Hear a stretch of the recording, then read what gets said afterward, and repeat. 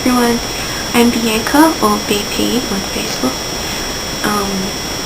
You guys haven't met me yet because I'm a substitute for 3-2 Senator. Today Emerald has some technical difficulties, so I'll be filling in for her. This is their week, but since I didn't know when I'd have to do a video, I haven't planned one for the YouTuber impersonation.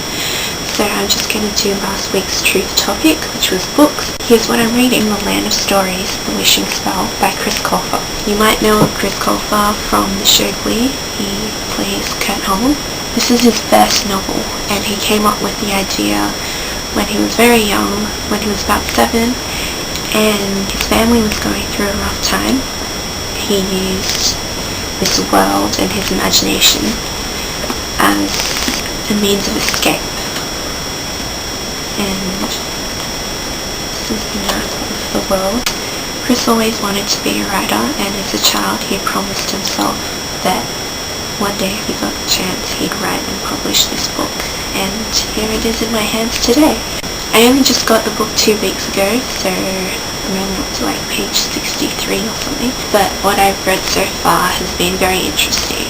This is the story of a set of twins, Alex and Connor Bailey, who lost their father 1 year ago around their 11th birthday. This year for their birthday, their grandmother gives them a gift, which is an old book called The Land of Stories, which has been in their family for generations. One day they fall into the magical book and experience firsthand all their favourite fairy tales. What's unique about this story is the author tells the other sides of the fairy tales, such as the story of the evil queen Snow White, stories that have never really been told before, a story that sort of ignored for the more glamorous princess stories.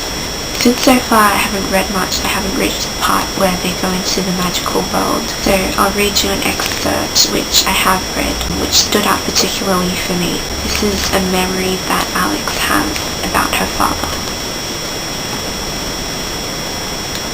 Whenever Alex had had a particularly bad day at school, the first thing she would do when she got home was jump on her bike and pedal to her dad's store. She would run through the front doors, find her dad and say, "Daddy, I need to talk to you." It didn't matter if he was helping a customer or putting brand new books on the shelves. Mr. Bailey would always stop what he was doing, take his daughter to the storage room in the back and listen to what had happened. "What's the matter, sweetheart?" he would ask with big concerned eyes. "I had a really bad day today, Daddy," Alex said on one occasion. "Are the other kids still teasing you?" he asked. "I can call the school and ask your teacher to have a talk with them." "That wouldn't solve anything," Alex said through sniffles. "By publicly persecuting me, they're filling an insecure void caused by social and domestic neglect." Mr. Bailey scratched his head. "So, what you're saying, sweetheart, is that they're just jealous?" he asked her. "Exactly," Alex said. "I read a psychology book in the library today at lunch that explained it." Mr. Bailey let out a proud laugh. His daughter's intelligence constantly amazed him. "I think you're just too bright for your own good, Alex," he said. "Sometimes I wish I was like everyone else," Alex confessed. "I'm tired of being lonely, Daddy.